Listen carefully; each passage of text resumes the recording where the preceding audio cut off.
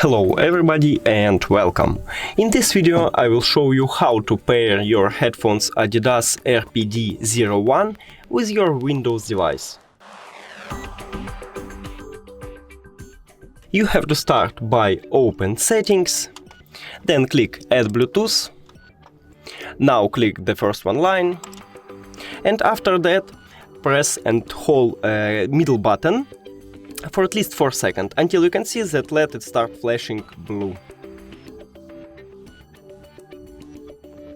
Here we go, and now we should see them. Yeah, and we have it. Click on it.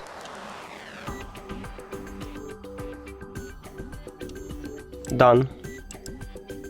And we just did it. Thank you for watching this video. If you found it helpful, please consider subscribing to channel and leave the like on the video. It's really important to us.